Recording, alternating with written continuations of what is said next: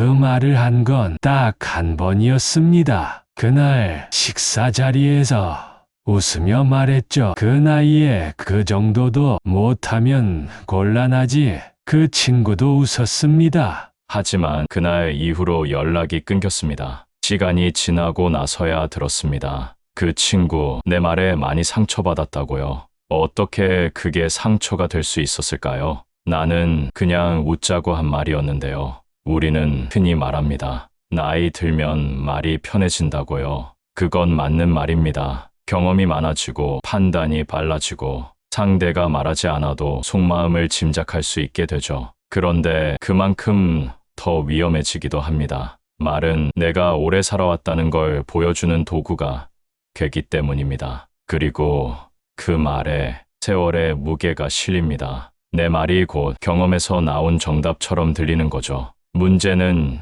여기에 있습니다. 내가 가볍게 한 말이 상대에게는 결론처럼 들린다는 겁니다. 이건 이렇게 해야 해. 넌 지금 잘못하고 있어. 내가 맞고 너는 틀렸어. 이런 느낌으로요. 그건 아마도 내가 그런 의도로 말했기 때문이 아니라 상대가 그렇게 느낄 수밖에 없는 위치에 있기 때문입니다. 한 번은 이런 일이 있었습니다. 경기도 안성에서 자그마한 동네 카페를 운영하는 지인이 있었습니다. 그날은 마을 주민들이 모여 도란도란 이야기를 나누던 날이었죠. 젊은 부부 한 쌍이 아이 문제로 조심스레 이야기를 꺼냈습니다. 요즘은 애 키우는 게 너무 힘들어요.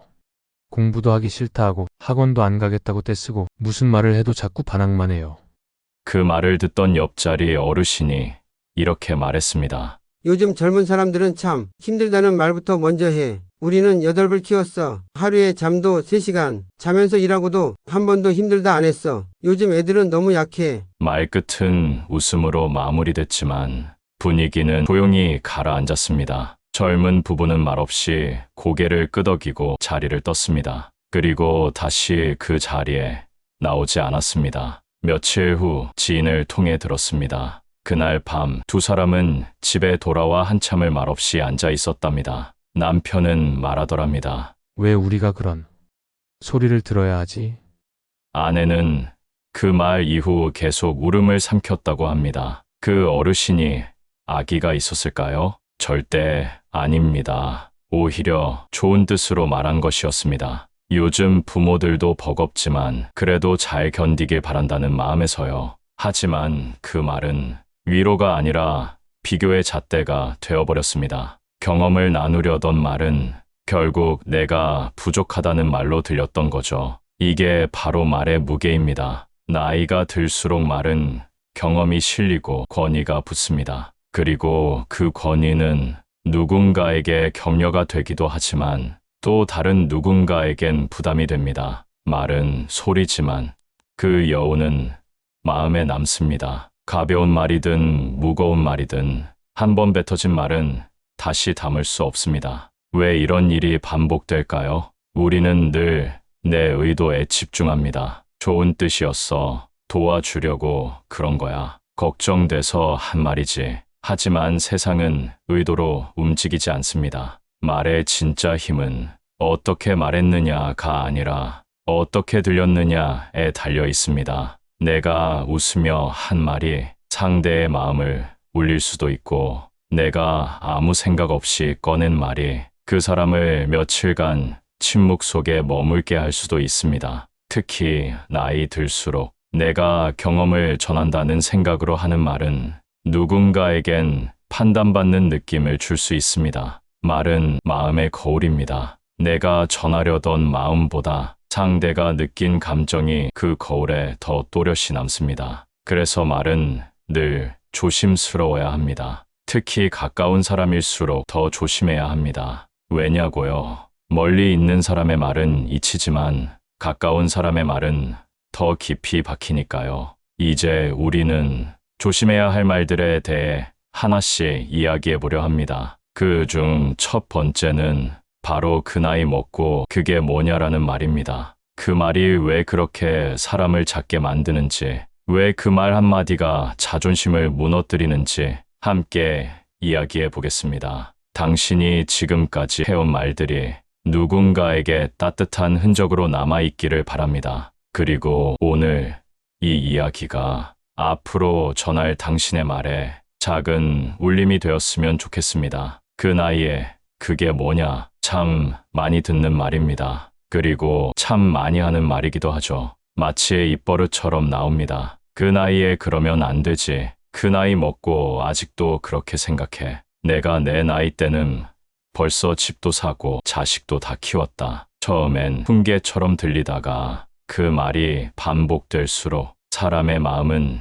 조용히 다칩니다. 말은 때로 사람의 마음을 강제로 뒤집어 놓는 칼이 되기도 합니다. 특히 이 말, 그 나이 먹고 그게 뭐냐는 말은 누군가의 자존심에 직접 상처를 내는 말입니다. 우리는 나이를 말할 때 책임, 경험, 안정감을 떠올립니다. 그리고 거기에 은근히 기대치도 함께 붙여 그 나이면 이 정도는 해야지. 그 나이 됐으면 이쯤은 알아야지. 그런데 인생이 과연 그렇게 정해진 레일처럼 움직이나요? 이 말을 들은 사람의 마음을 상상해 봅니다. 그 말 속에는 무언의 메시지가 숨어 있습니다. 넌 지금 부족하다. 너는 늦었고 남들보다 뒤처졌다. 너는 이 나이에 부끄러운 사람이다. 전북 군산에 사는 윤 여사는 올해 70을 넘겼지만 늘 새로운 걸 배우고 싶어 했습니다. 그녀는 몇 년 전부터 스마트폰을 배워보겠다고 동네 문화센터 스마트폰 교실에 등록했습니다. 그날도 어김없이 수업에 참여했는데 어떤 분이 옆에서 조용히 툭 하고 말했습니다. 그 나이에 무슨 SNS야. 그냥 텔레비전이나 보지. 그 말을 듣는 순간 윤 여사는 아무 말도 하지 않았지만 손에 쥐고 있던 스마트폰을 조용히 내려놓았습니다. 그날 이후 수업에 나오지 않았습니다. 그리고 가족들에게도 말하지 않았답니다. 하지만 마음속엔 나이 때문에 안 되는 게 많구나 하는 씁쓸함이 남았다고 합니다. 그 말 한마디 아무 생각 없이 툭 던진 말일 수도 있습니다. 하지만 누군가의 꿈, 누군가의 도전, 누군가의 자존심을 조용히 꺾을 수 있습니다. 이 말을 듣는 순간 사람은 작아집니다. 그리고 나는 안 되는 사람이구나 라는 낙인을 스스로에게 찍게 됩니다. 이 나이에 뭘 시작한다는 게 어리석은 짓처럼 느껴지고 말을 아끼게 되고 도전을 멈추게 됩니다. 혹시 당신도 누군가에게 그런 말을 들은 적 있나요? 이 나이에 그게 뭐냐? 아직도 그걸 몰라? 이제 좀 철 좀 들어라. 그 말들이 나를 위해서가 아니라 나를 깎아내리기 위해 들린 순간이 있었을 겁니다. 말은 이정표가 되기도 하고 장벽이 되기도 합니다. 지금 이 순간에도 누군가는 용기를 내고 있습니다. 오래 쉬었던 그림을 다시 그리려 하고 손자에게 뒤처지지 않으려고 스마트폰을 배우고 외로움을 견디기 위해 처음 글쓰기 모임에 참여합니다. 그런데 그 모든 용기 위에 그 나이에 무슨 이란 말이 던져지면 그 용기는 소리 없이 무너집니다. 왜 우리는 그런 말을 쉽게 할까요? 그건 우리가 나이를 기준 삼아 평가해 왔기 때문입니다. 몇 살에 무엇을 해야 하고 어떤 나이에는 이런 걸 하면 안 되고 삶을 숫자로 잰 경험이 우리 안에 깊이 자리 잡고 있기 때문이죠. 하지만 그 기준은 결국 나의 기준일 뿐입니다. 상대의 삶은 내가 살아본 적 없는 길일 수도 있고 내가 감당하지 못했을 상처를 안고 걸어가는 길일 수도 있습니다. 우리가 해야 할 말은 그 나이에 그게 뭐냐가 아니라 그 나이에도 그걸 시작했구나입니다. 그 나이에도 여전히 배우고 있구나. 그 나이에도 웃으려고 애쓰고 있구나. 그 나이에도 포기하지 않았구나. 그 말이 한 사람의 삶을 다시 일으킬 수 있습니다. 마지막으로 이런 생각을 해봅니다. 혹시 지금 누군가에게 그 나이에 그게 뭐냐는 말을 하려던 순간이라면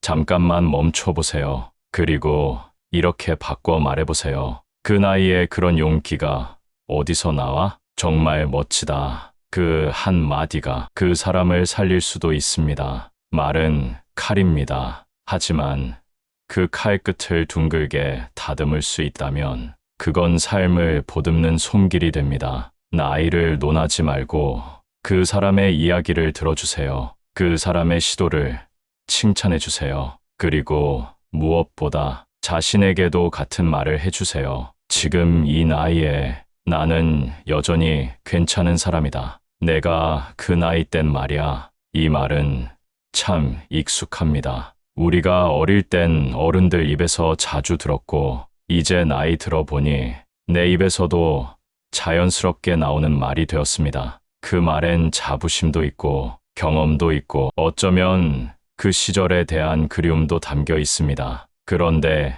이상합니다. 내가 이 말을 할수록 사람들이 점점 말을 아끼고 자리를 피하고 대화가 단절되는 걸 느낍니다. 내가 그 나이 때는 말이야. 이 말이 주는 문제는 단 하나입니다. 지금의 대화가 아닌 과거로만 시계를 돌려버린다는 것. 그 순간부터 이 대화는 공감이 아닌 감상이 되고 이해가 아닌 비교가 됩니다. 서울 성북구의 작은 독서 모임에서 벌어진 일입니다. 회원 중 한 분, 정 선생님은 은퇴한 전직 고위 공무원이었습니다. 말도 조리 있고 글도 잘 쓰시는 분이었죠. 그날도 모임에서는 한 주간의 일상을 나누고 있었는데 어느 40대 중반의 회원이 이렇게 말했습니다. 요즘 회사에서 일이 너무 빠르게 바뀌어서 따라가기 힘들어요.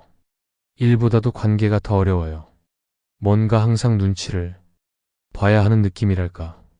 그 말을 듣고 정 선생님이 바로 이야기했습니다. 에이, 내가 내 나이 때는 하루 14시간씩 일하면서도 사람 하나하나 다 챙겼어. 지금 세대는 멘탈이 약한 거야. 그 정도 가지고 힘들다 하면 안 되지.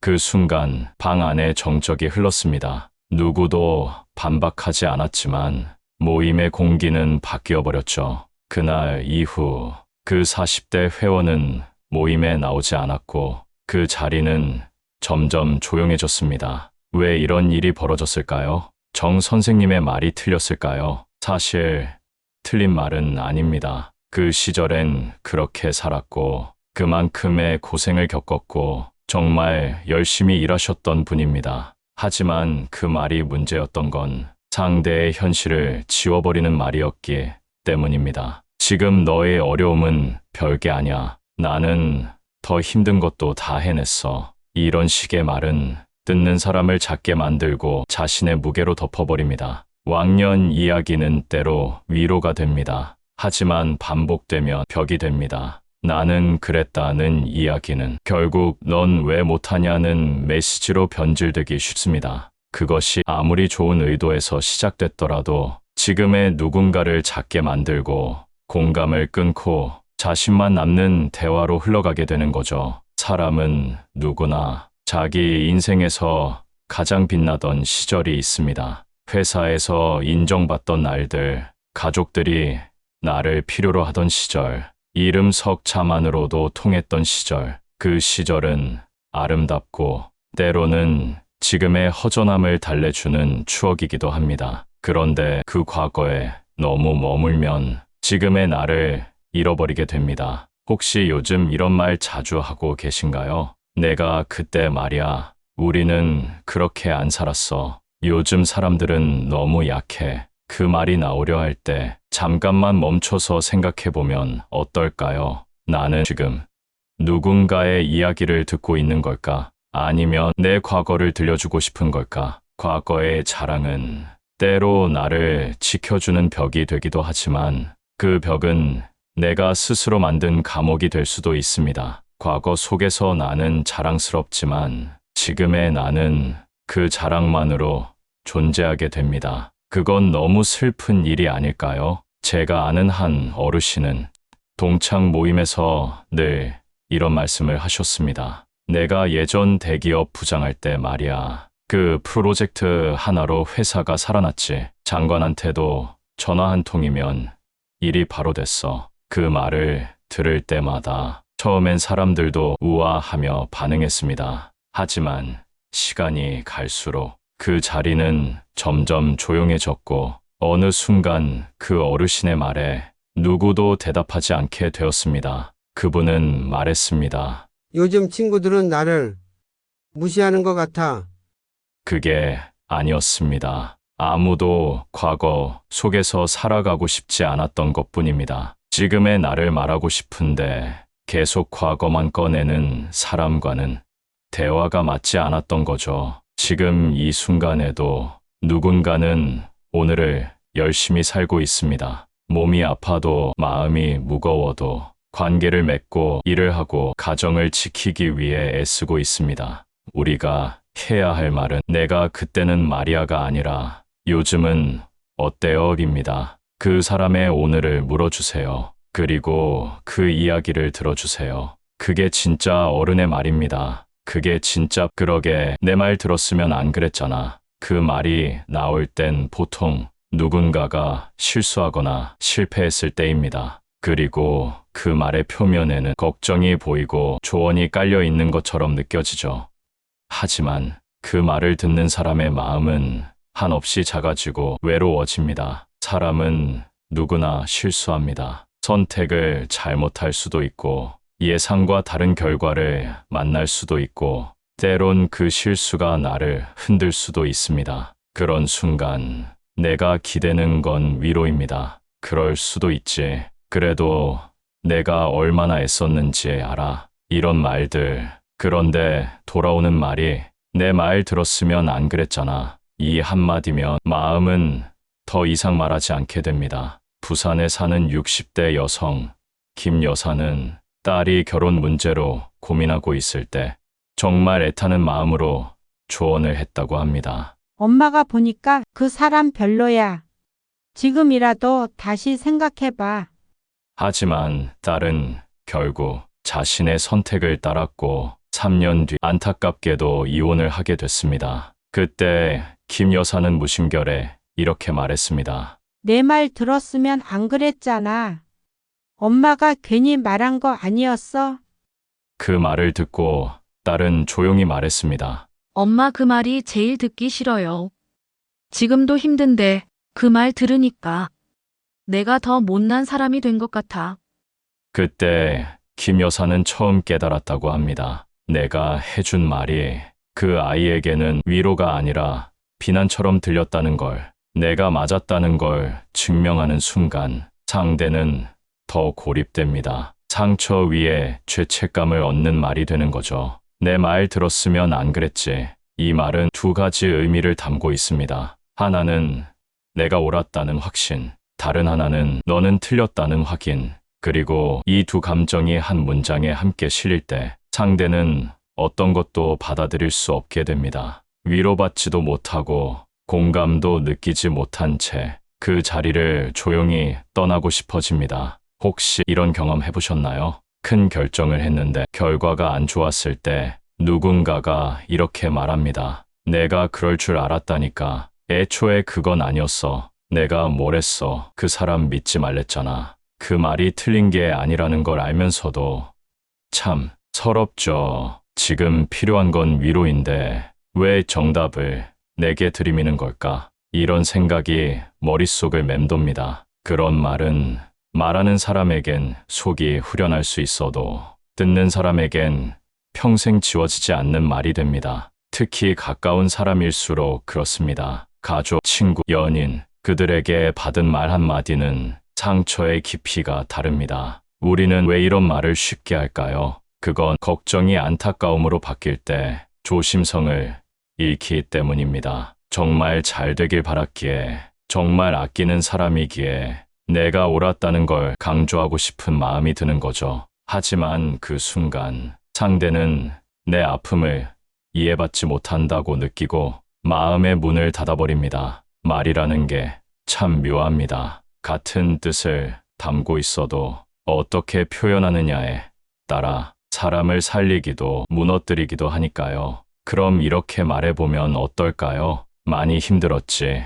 너무 속상했겠다. 나도 마음이 아프다. 다 지나갈 거야. 그게 너 잘못이 아니야. 그리고 정말 하고 싶은 조언이 있다면 이 말로 시작해보세요. 나는 그때 그렇게 생각했지만 내가 최선을 다했다는 건 알아. 이 말엔 판단이 아니라 이해가 담겨 있습니다. 정답을 말하는 게 아니라 그 사람의 감정에 자리를 내어주는 말이죠. 혹시 지금 누군가의 실패를 보고 계신가요? 자식일 수도 있고, 친구일 수도 있고, 배우자일 수도 있겠죠. 그때 마음속에 그 말이 떠오른다면 잠깐만 멈춰주세요. 내 말 들었으면 안 그랬지. 그 말 대신 이렇게 말해보세요. 너는 잘하고 있어. 지금도 괜찮아. 나는 내 편이야. 그 말이 그 사람을 다시 일으켜줄 겁니다. 말은 내가 맞았다고 말하는 게 아니라 그 사람이 무너지지 않도록 곁을 지켜주는 것입니다. 누군가는 조언이 필요한 게 아니라 조용한 지지가 필요할 수도 있습니다. 그걸 아는 사람이 진짜 어른입니다. 나는 그렇게 안 살았어. 이 말은 참 단단하고 자랑스러운 말처럼 들립니다. 한평생 곱게 살아온 사람이 삶을 돌아보며 스스로에게 던지는 확신 같기도 하죠. 그런데 이상하게도 그 말을 들은 사람은 자꾸 고개를 숙입니다. 마음이 움츠러들고 말을 줄이고 조금씩 그 사람과의 거리를 둡니다. 왜일까요? 나는 그렇게 안 살았어. 이 말은 내 삶의 방식이 정답이었고 다른 방식은 틀림이라는 의미를 가집니다. 그래서 이 말은 내가 얼마나 열심히 살았는지를 드러내는 동시에 다르게 살아온 누군가의 삶을 은근히 평가하게 되는 말입니다. 예를 들어볼까요? 나는 그렇게 남에게 손 벌리고 산 적 없어. 나는 평생 내 손으로 벌어먹었어. 나는 힘들어도 참고 살았어. 요즘 사람들은 왜 이렇게 약하지? 이런 말들은 표면적으로는 자기 자랑처럼 보이지만 사실은 비교와 비난을 함께 담고 있는 문장입니다. 경기 부천에 사는 조 여사님, 아들이 결혼 후 직장을 옮기고 사업을 시작하면서 수입이 많이 줄었습니다. 아이 셋을 키우며 맞벌이하는 며느리가 점점 지쳐가는 게 보였죠. 어느 날 며느리가 어머니 혹시 다음 달엔 아이 봐주실 수 있을까요? 정말 회사 일이 급해서요. 라고 조심스럽게 부탁했습니다. 그때 조 여사님은 이렇게 말했습니다. 나는 그렇게 안 살았어. 애 셋 다 혼자 키우고 시댁도 도와가며 다 했어. 누구한테 이런 부탁 안 하고 살았어. 그 말을 들은 며느리는 그날 이후 더 이상 부탁하지 않았고 조 여사님은 요즘 며느리는 뭔가 벽이 있다고 서운해했죠. 하지만 며느리는 벽을 세운 게 아니라 벽 뒤로 숨어버린 것이었습니다. 그 말이 준 무게가 스스로를 너무 작고 못난 사람처럼 느끼게 만들었기 때문입니다. 나는 그렇게 안 살았어. 이 말은 나에겐 자부심이지만 상대에겐 부끄러움이 될 수 있습니다. 말을 하는 사람은 나는 힘든 걸 견뎌낸 사람이라고 느낄지 모르지만 듣는 사람은 나는 그만큼 해내지 못한 부족한 사람처럼 느낍니다. 그 말이 존재를 작게 만들고 선택을 부정하고 삶의 방식마저 평가받는 느낌을 주게 되는 거죠. 말이란 건 단어 하나하나는 짧지만 그 속에 담긴 의미는 무겁습니다. 특히 나는 그렇게 안 살았어라는 말은 상대가 자신의 삶을 스스로 방어해야 할 대상으로 바꾸게 만듭니다. 그 순간 대화는 더 이상 소통이 아닙니다. 침묵이 되고 거리감이 되고 고립이 됩니다. 그렇다면 어떻게 말할 수 있을까요?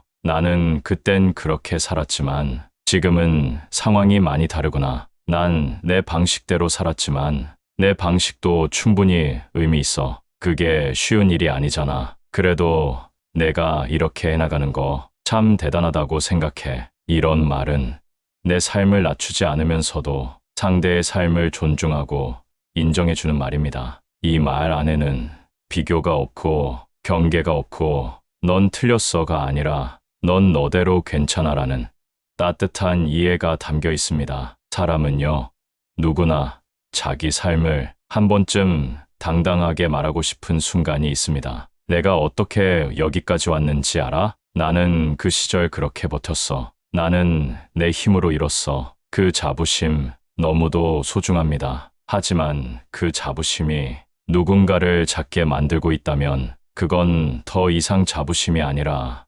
누군가를 누르고 올라선 말이 되는 거죠. 말은 높아지는 데 쓰는 게 아니라 같은 눈높이에서 마주 보는 데 쓰는 겁니다. 사람의 진심은 가르치려는 말보다 함께 앉아 들어주는 말에서 더 잘 보입니다. 혹시 오늘 나는 그렇게 안 살았어라는 말을 무심코 꺼낸 적이 있으신가요? 괜찮습니다. 우리는 다 실수하며 살아갑니다. 중요한 건 그 말을 고치려는 마음이 있다는 것. 그 순간부터 당신의 말은 다른 사람의 존재를 키우는 말로 바뀔 수 있습니다. 그 정도도 못하냐? 이 표현은 많은 경우 무의식 중에 툭 튀어나오는 말이지만 그 말 한마디가 상대의 자존감을 무너뜨리고 존재를 작게 만들며 심지어는 자기 자신을 미워하게 만드는 계기가 되기도 합니다. 아니, 그 정도도 못하냐? 이 말은 짧습니다. 하지만 그 안에 담긴 감정은 결코 짧지 않습니다. 그 말은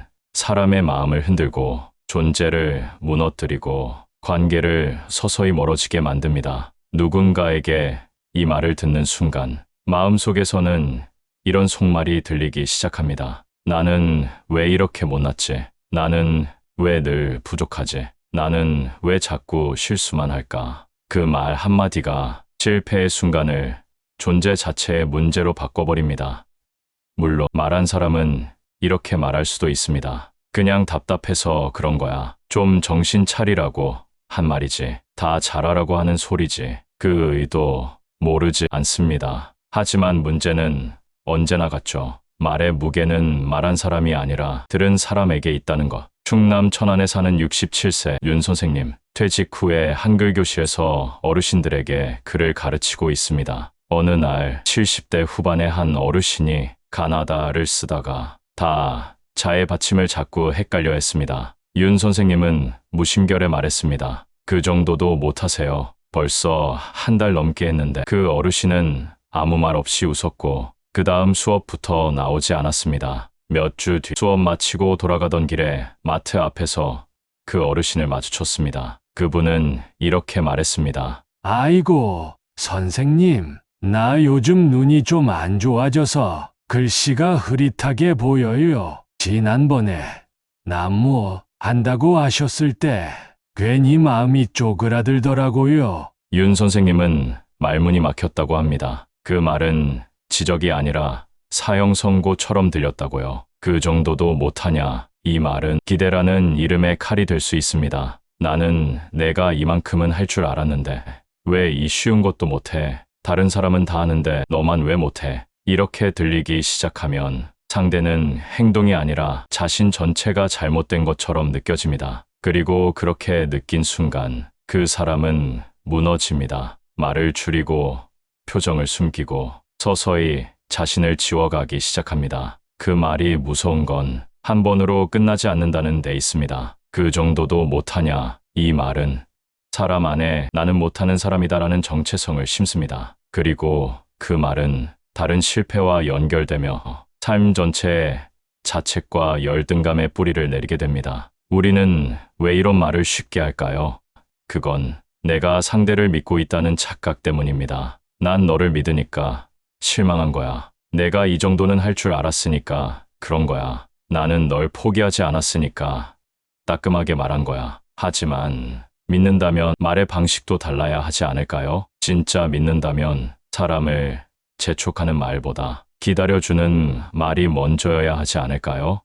말은 사람이 다시 일어설 수 있게 하는 기둥이 될 수도 있고 한순간에 무너뜨리는 망치가 될 수도 있습니다. 특히 가까운 사람일수록 그 말의 무게는 배로 늘어납니다. 자식에게, 배우자에게, 가까운 친구에게 그 정도도 못하냐는 말은 성장을 멈추게 하고 사랑받을 자격이 없다는 느낌을 남깁니다. 그렇다면 어떻게 말해야 할까요? 괜찮아. 지금은 좀 어려운 시기일 뿐이야. 다 잘하려고 하지 않아도 돼. 너는 지금도 충분히 잘하고 있어. 이 정도 못할 수도 있어. 사람은 다 그래. 이 말들은 상대의 자존감을 지켜주는 말입니다. 그 사람의 행동은 교정할 수 있지만 존재는 평가받지 않아야 하니까요. 말은 사람을 가르치는 도구가 아니라 사람을 일으켜주는 손이어야 합니다. 때로는 말보다 함께 조용히 앉아주는 시간이 더 깊은 위로가 되기도 합니다. 혹시 지금 그 정도도 못하냐는 말이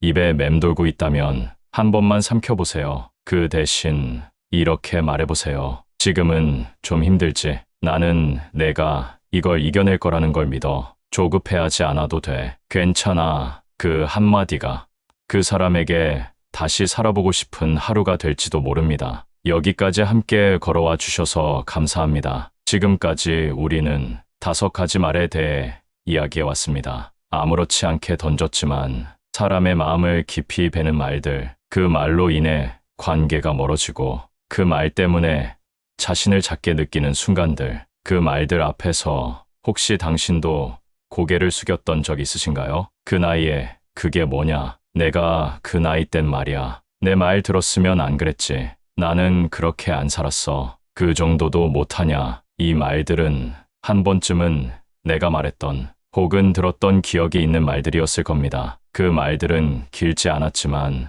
그 여운은 길었습니다. 그리고 지금 이 순간까지도 누군가의 마음속에서 반복 재생되고 있을지도 모릅니다. 하지만 괜찮습니다. 우리는 실수하며 배워가는 사람들입니다. 중요한 건 그 말들을 돌아보는 오늘, 우리가 어떤 사람으로 살아가고 싶은지를 다시 생각할 수 있다는 것입니다. 이제 질문을 드릴 차례입니다. 당신은 앞으로 어떤 말을 남기고 싶으신가요? 누군가가 당신을 떠올릴 때 그분 말은 참 따뜻했지. 그 말 한마디가 내 삶을 바꿨지. 이렇게 기억되면 좋지 않겠습니까? 말은 지나가지만 말의 향기는 오래 남습니다. 말에는 2가지 종류가 있습니다. 무심코 지나가는 말과 머물러 위로가 되는 말. 우리는 선택할 수 있습니다. 오늘도 누군가에게 말을 건넬 때 그 말이 조용히 등을 토닥여주는 말이 되기를, 그 말이 그 사람을 향한 작은 햇살이 되기를. 말은 때로 지혜가 되고 배려가 되고 사랑이 됩니다. 그리고 그것이 쌓이면 그 사람의 품격이 됩니다. 말이 많다고 깊은 건 아닙니다. 짧은 말 안에 진심이 담기면 그건 긴 침묵보다 더 따뜻합니다. 누군가가 실수했을 때 괜찮아. 누구나 그런 날이 있어. 누군가가 지쳐 있을 때 나는 내가 지금도 충분히 멋지다고 생각해. 누군가가 조용히 울고 있을 때 내가 곁에 있을게. 아무 말 안 해도 돼. 이런 말들이 우리 삶에 더 많아졌으면 좋겠습니다. 마지막으로 프란치스코 교황님의 말씀을 전하고 싶습니다. 강은 자신의 물을 마시지 않고 나무는 자신의 열매를 먹지 않으며 태양은 스스로를 비추지 않고 꽃은 자기 자신을 위해 향기를 내뿜지 않는다. 말도 그렇습니다. 진짜 좋은 말은 나를 위한 말이 아니라 누군가의 마음을 위한 말입니다. 그 말이 남긴 따뜻한 흔적이 당신이 살아온 인생의 향기가 될 것입니다. 지금까지 함께 해주셔서 진심으로 고맙습니다. 다시 시작하는 말, 조금 더 조심스러운 말, 조금 더 따뜻한 말로 오늘을 살아가시길 바랍니다. 당신의 말이 누군가에게 살아갈 이유가 되기를